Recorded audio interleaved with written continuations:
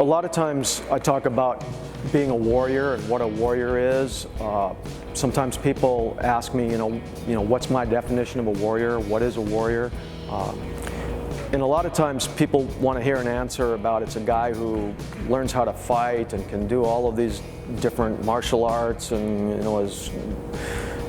fears nothing and weighs 270 pounds of strapping muscle. It's not about that at all.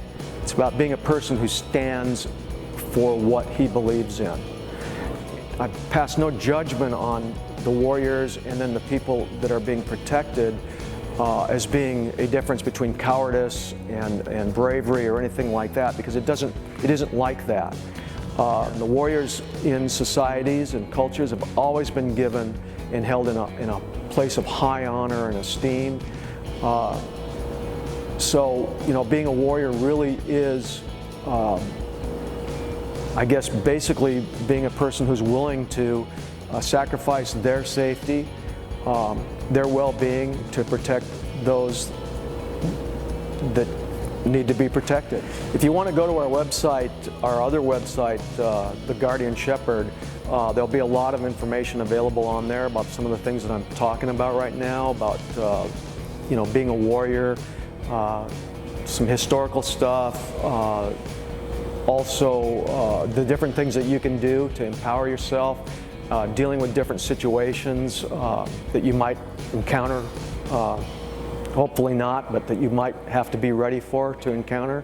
The Guardian Shepherd has a lot of articles, a lot of things that I've written over the years, and you might want to go there to check that out. Well, my favorite historical figure is, it sounds a little cliche, but it's Winston Churchill. Winston Churchill was, again, one of those individuals that I've used as a inspiration to me, or a model, I guess, if you will, because we think of Winston Churchill, blood, tears, toil, and sweat, championing the British people to stand firm in the face of Nazi Germany, but I mean, he was a warrior, he was a soldier, he was a scholar, he was a historian. I don't know how many hats the guy actually could wear legitimately, but again, he was one of those people that proves that you can do many, many things and be very good at many things, and not get to the point where it's, you think, well, this is the only thing I'm ever going to do, or the only thing I'm capable of doing. We're all capable of much, much more than what we think we can do. And again, Winston Churchill, on top of all of the things that he did to basically become the figurehead and bulwark against, the fascist regimes that were trying to take over the world at the time. He did all of those other things too, and then became the Prime Minister of England and a lot of other things too. So I'd say Winston Churchill, hands down.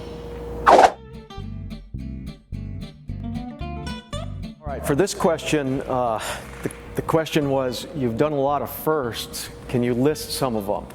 And I was sitting there going, I'm never going to even remember all of these things, so I had to write them down. But as you can see, I've got 4 pages of them, so I'm going to try and go through them kind of quickly.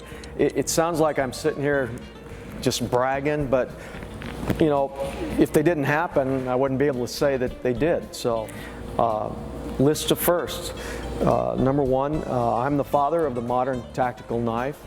And now for people that say, look, so-and-so did this or so-and-so did that years before, or a year before, or a month before, or whatever, that's not really what I'm talking about. Before there was rock and roll, before there was Elvis Presley, there was rock and roll. Before there was Bruce Lee, there was martial arts. The point I'm making is I know confidently in the future, if someone says tactical knives, the name that will come up will be Ernest Emerson. Knife companies didn't have tactical knives, and within probably 3 or 4 years of me coming onto the scene, every single company on earth had tactical knives, and now there are probably, for most companies, they represent probably over half of the cutlery designs that they have. So we also, I designed the first folding karambit knife. We were responsible for the karambit becoming a popular knife. We made a production version, the first production company to build karambits on a major scale, and we developed the first folding karambit. Developed the first self-deploying knife. Like I said earlier, I was talking about the Navy SEALs and the commander knife that has the wave feature on it. That was the first knife that was developed that deployed as you pulled it out of your pocket. I was the first custom knife maker to ever be featured in a full spread, multi-page article in a gun magazine. Lo and behold, that issue of American Handgunner became, at that time, the top-selling issue in the history of the magazine.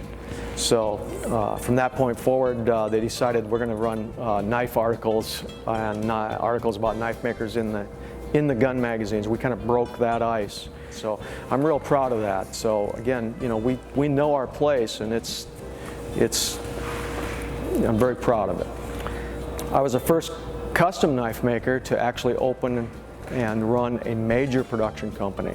That was probably the first time that had ever happened. So what you ended up with was a knife designer and a custom knife maker with a facility that could produce knives on a grand scale. I was the first one to do that. I was the first tactical instructor to ever own a knife company. You know, a lot of guys say this and that, they design a tactical knife or they can do this and that, but I was actually out traveling all over the world teaching edge weapons and hand-to-hand combat. You know, we started it, and almost every knife company out there now has their edge weapons trainers that basically sell their product and are not, well, that's a whole nother story. I'm the first knife maker / knife company that owns and runs a full-time training school.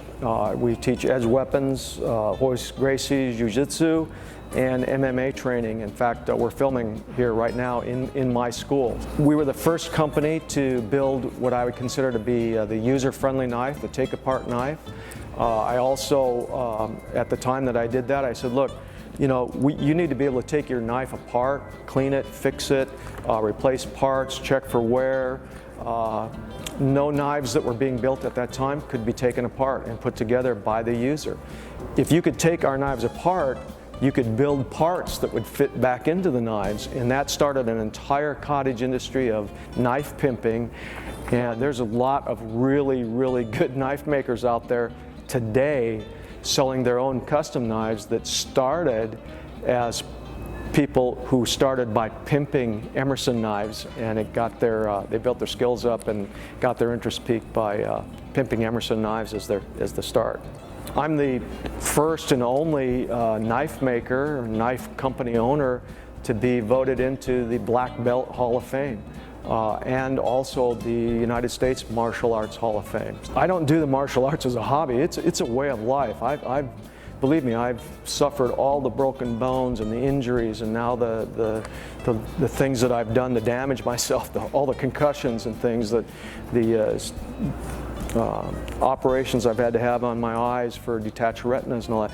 Again, I didn't do that. That's not fun, all of those things. That's the arthritis and the wrist problems that I have and things like that, and the neck problems.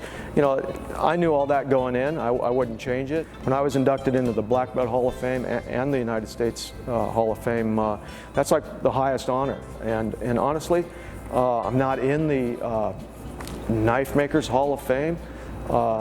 Should I be? I don't know, but I don't think I ever will be, because I threatened to beat the hell out of a couple of the guys that were actual members and became members because of some things that they did that I felt were immoral and incorrect.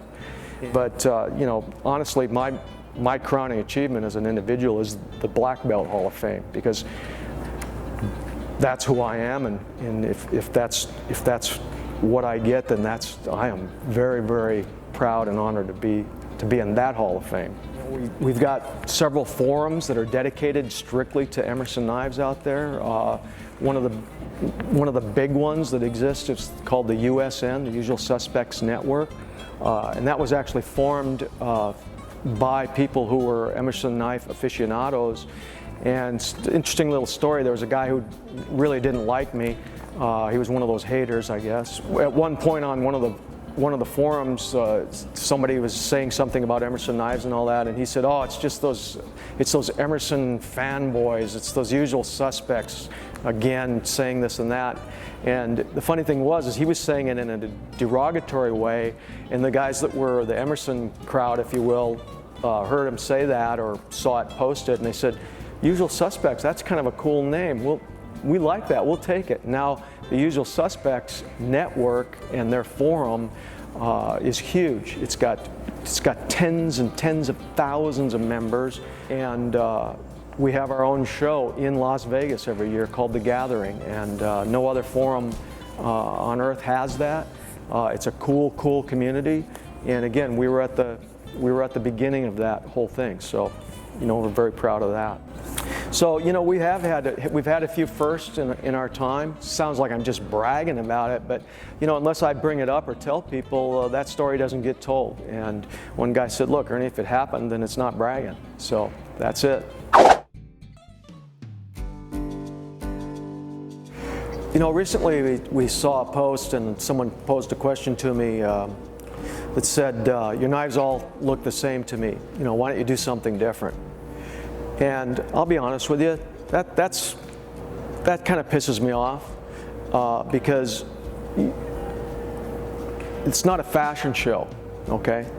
It's a tool, and I just got to ask the question back: do you think that I or my company doesn't have the ability to make fancy or exotic-looking knives, or knives that look like something a Klingon would use? Absolutely. We can make anything we want, but I'm not going to do that because I'm not in this. Like I said, it's not a fashion show, and I'm not making something that it looks like a Klingon warrior would use, but a U.S. Marine would never put in his hand and take into combat. And I see a lot of that out there. As far as something looking different and all that, I'll tell you, I've got my grandfather's Est-wing hammers. And I can still build a house with them today, just like he did when he used them 75 years ago. That Est-wing hammer, I can go over to a woodworking store and buy an Est-wing hammer that looks exactly the same as the one that I inherited from my grandfather. So changing things up to make them look cool or whatever, are you kidding? I guess I shouldn't use my Glocks anymore, because my Glocks all look the same too. It's only one of the best pistols ever developed. AR-15s, they kind of all look the same to me. And believe me, I know all about AR-15s. I guess they don't shoot as well now because they're not changed up all the time.